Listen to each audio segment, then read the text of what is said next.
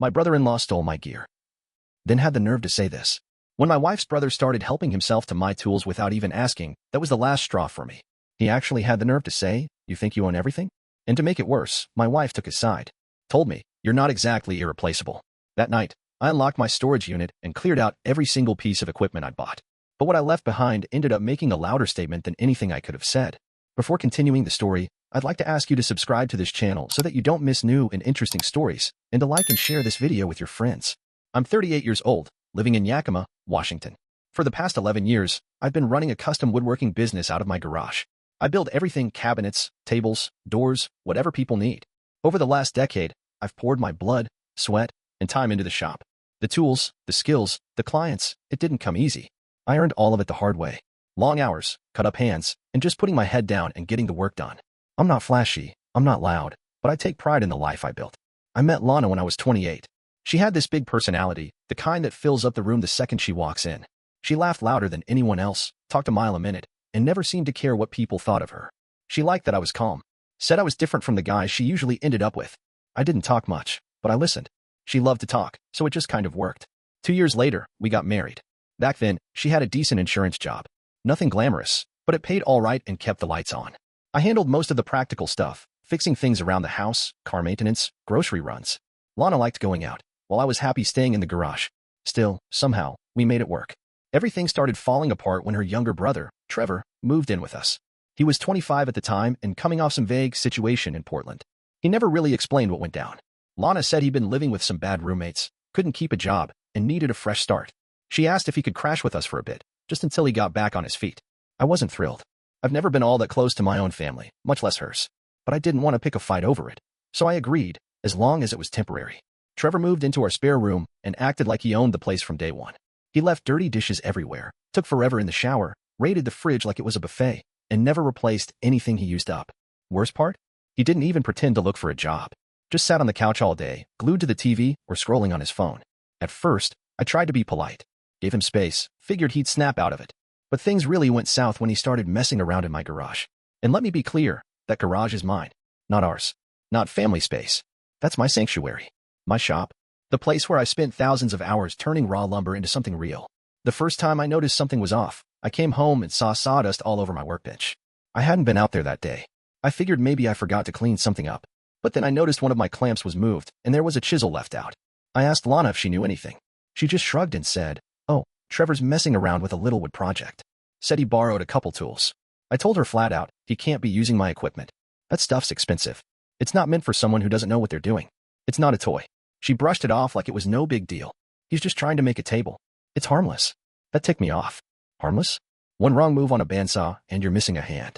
Some of my tools cost more than that beater car he drives. So I went straight to Trevor and laid it out clearly: don't touch my tools without permission. That garage is my work zone, not your personal playground. He gave me this fake, lazy smile and said, yeah, sure. No problem. Next day, I walk into my garage and find my finishing brushes trashed, glue spilled everywhere, one of my best chisels missing, and the place looked like it had been hit by a damn hurricane. I saw red. I stormed back inside, held the ruined brush in front of Lana, and asked, "Are you serious with this?" She barely glanced up from her phone and said, "What?" "Your brother's destroying my shop," I told her. She rolled her eyes and said, "He's just trying to build something. You don't need to make a scene." Make a scene? That was a $40 brush, and he'd wasted half a $100 bottle of glue. Then she dropped the line that broke something in me. "You think you own everything?" I just stared at her, speechless. And then, softer, like she almost didn't want me to hear it, she said, "You're not exactly irreplaceable." That hit me like a punch in the chest. I didn't have anything left to say. I walked out, sat in my truck, and just stared at the garage. My garage. Everything I'd poured myself into. That night, I couldn't sleep. Her words just kept looping in my head. Not irreplaceable. Like I was just another fixture in the house. Like none of it meant anything. At 5 a.m., before anyone else was up, I got dressed, backed my truck up to the garage, and opened the door. I stood there for a minute. It felt like walking into a crime scene, like someone had broken into something sacred. Then I got to work. I took every last thing. All of it. The saws, the bits, the blades, clamps, routers, everything I'd collected over the years. Loaded it all into my truck, drove to my backup storage unit across town, and unloaded it into the workspace I'd quietly kept just in case I ever needed a second setup. By 8 a.m., the garage was completely cleared out. But I didn't leave it empty.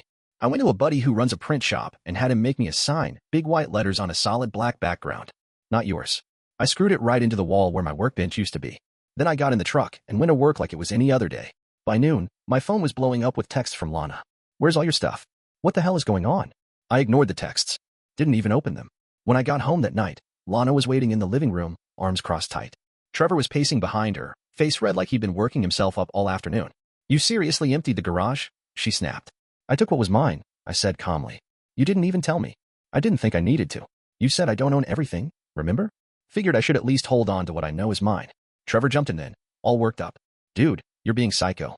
I barely touched anything. I stared right at him. You wrecked $300 worth of supplies and didn't own up to any of it. He shrugged, like it was nothing. It's just stuff. Lana stepped between us like she was trying to defuse a bomb. You're blowing this way out of proportion. I built that shop with my own money, I told her. Not yours. Not his. Mine. I didn't complain when you asked him to move in. Didn't say a word when he ate our food or left messes everywhere. But that garage? That was the one thing that was mine, and you both crossed a line. And then she hit me with it again. That same damn line. You're not irreplaceable. That was it. I didn't scream. Didn't throw anything. I just turned, walked to our bedroom, and started packing. A few clothes, my laptop, the essentials. I left quietly and didn't look back. That first night, I crashed on an old couch in the back of Derek's print shop. He's been a buddy of mine since high school. Didn't ask questions. Just handed me a cold beer and said, stay as long as you need. I didn't say much. I didn't have to. He could see it on my face. I was done.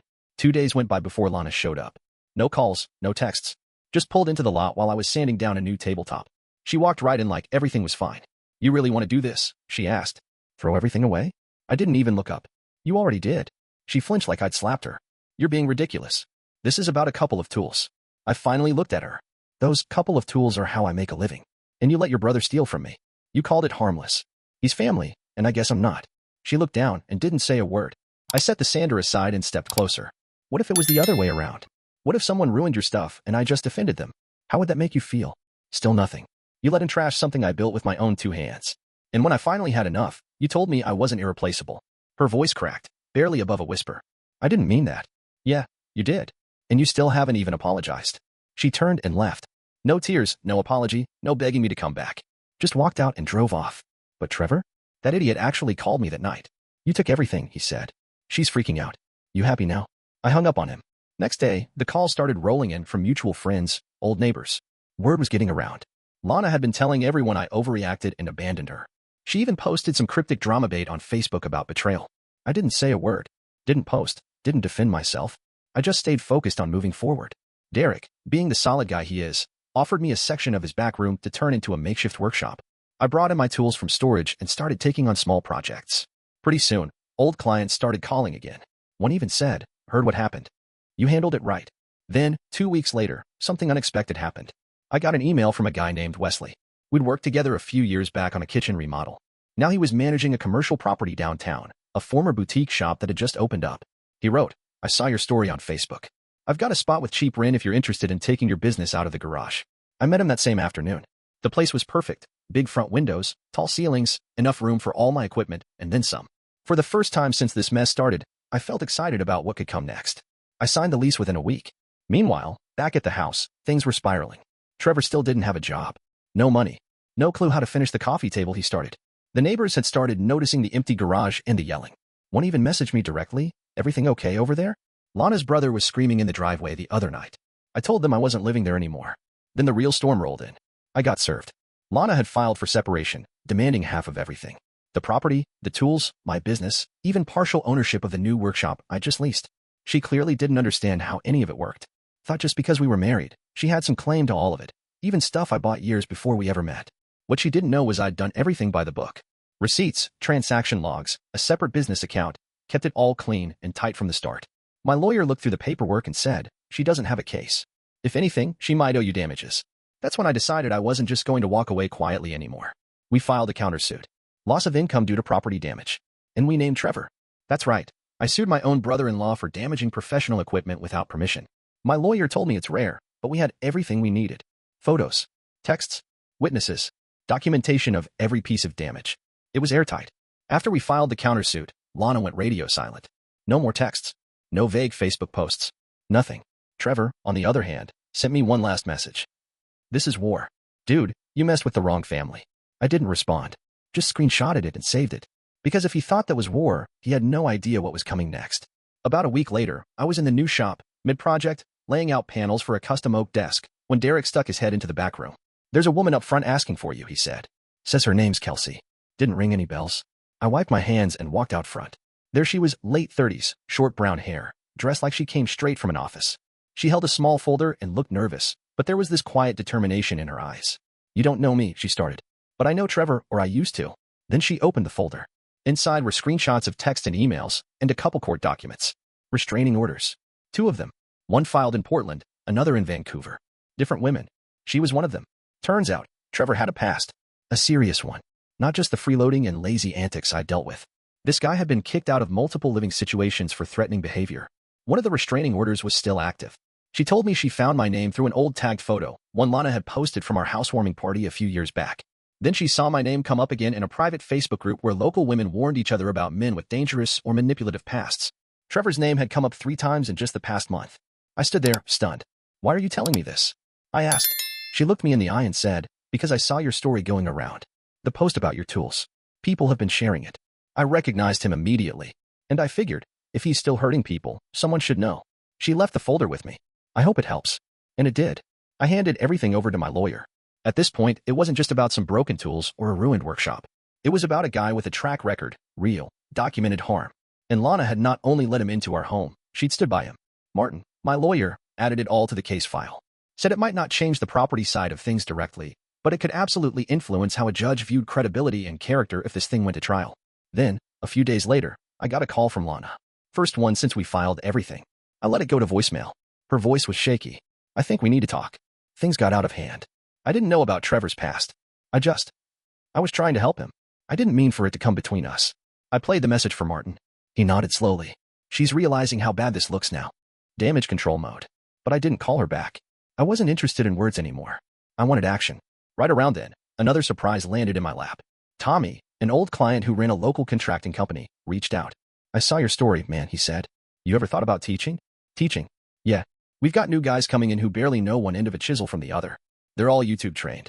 You've got real skill. What if you ran weekend workshops out of your new place? I'd send my guys over. You could charge a fee." At first, I hesitated.